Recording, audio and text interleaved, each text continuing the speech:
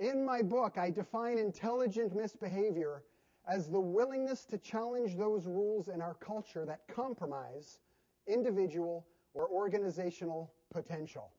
Now, when I talk about the necessity of rule breaking, I'm obviously not talking about cheating on your taxes, running red lights, or shoplifting. The rules we most need to break in order to champion and preserve excellence in our lives are not written in our law books. They're the unwritten social rules of our culture that we rarely discuss, even though we've all collectively agreed to obey them. We've been conditioned to follow these rules, not to examine them. Now, having had some training as a magician, as well as a comedian and a circus performer, I'd like to share with you a secret I learned about how magicians fool us, and it works like this. Imagine the magician removes a small red scarf from his pocket, he holds it up for all of us to see, and then he explains what he's about to do.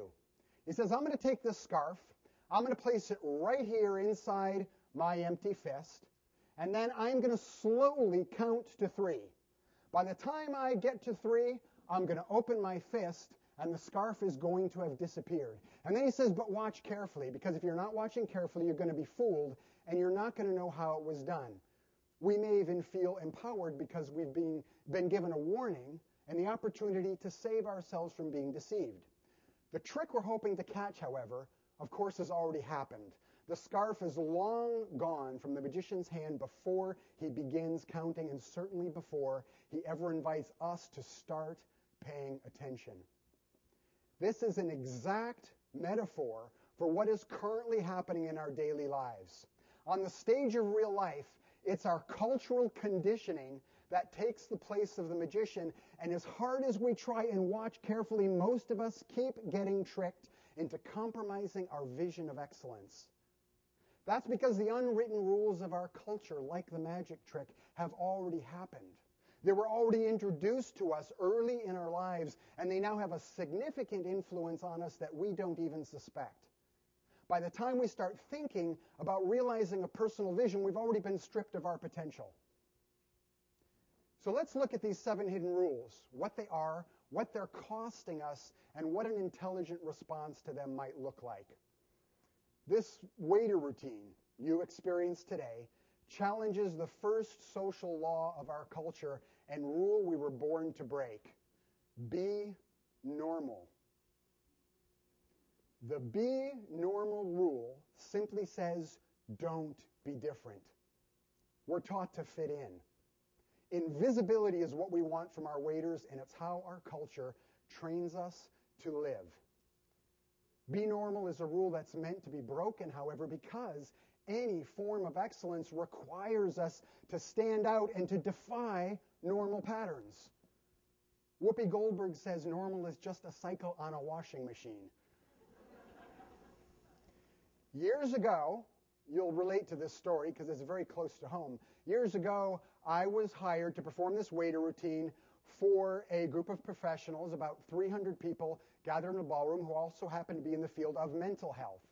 Now, over the course of the meal, by the end of the meal, like probably many of you, most of the guests had formed the clinical diagnosis for my condition. My final blunder as this waiter character involves tripping and falling over a tray of metal plate warmer covers and making a big production of getting myself up off the floor and collecting everything I've scattered about. On this occasion, one of the guests, who had been watching me carefully throughout the evening, like any good healthcare leader should do, leapt out of his seat, came over to where I was sprawled out on the floor, and picked me up right off the ground. He was a big man. I noticed he had a very tight grip on my arm. He swung me around to face him. He made very deliberate eye contact, and he said, "Are you okay?" I said, "Yeah, I'm okay," quietly, because there were 400 people in the ballroom, which was entirely silent, just like this. They were all watching us, and I didn't want to give away the routine. He said, "Well, are you sure? That was a pretty bad fall. Maybe you want to come over and sit down for a minute." Now, he was obviously operating in, rightfully so, a professional capacity, and had already drawn some conclusions about my state. So I tried to counter this by looking at him with a very level expression, and I repeated, "Really, I'm okay."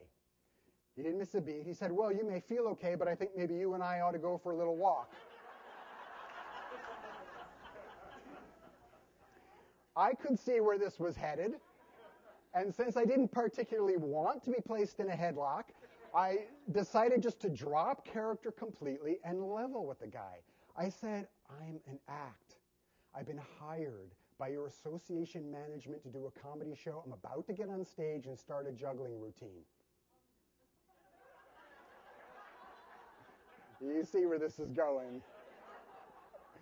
I didn't see where it was going at the time. I really just wanted to tell him the truth. Well, I waited for him to release his grip on my arm. Instead, he looked more deeply into my eyes, tightened his hold on me, and said, I understand, come with me. The director who hired me realized what was going on. She got up out of her chair. She came over to where we were standing, and she said to this fellow, excuse me, I hired this man. He's our entertainer. His hands slowly fell to his sides, and the poor guy just looked at me as though I had just told him he was adopted instead of the natural-born son of his parents. It was a look of complete and utter betrayal, even though the only disloyalty had been the breaking of the rule, be normal. Now, this group's professional focus to some degree revolves around the defining of what is normal behavior. And I'm not picking on the field of mental health here at all. The man's actions are actually standard across our culture. We generally try to eliminate differences in others and bring them into line when they're doing things their own way, as though something is wrong with them, even though excellence requires us to leave normal expectations behind. All of my performances involve interacting with people, pushing the envelope of perceptions and potential. The last 20 years on the job as an entertainer have been the equivalent of a large-scale sociology study. During this time, I've discovered these 7 hidden rules that are killing our potential. They're pervasive in our culture, yet no one is talking about them. Being normal is the first of those rules, and it's a rule that we were born to break. We're meant to misbehave by standing out and being authentic. Breaking rules that unnecessarily limit us must be the core focus of leadership. Innovative leadership in any organization is based on a thorough understanding of these 7 hidden rules and the ability to champion others to break them. That's because the practices that bring benefit to any individual also create growth in organizations. When an organization is infected by the be normal rule, for example, free expression is shut down, and communication across the board suffers. Communication, of course, is a vital component of organizational excellence and requires our authenticity. So the first act of intelligent misbehavior is be authentic. It's the first act of intelligent misbehavior that can help you and your organization thrive.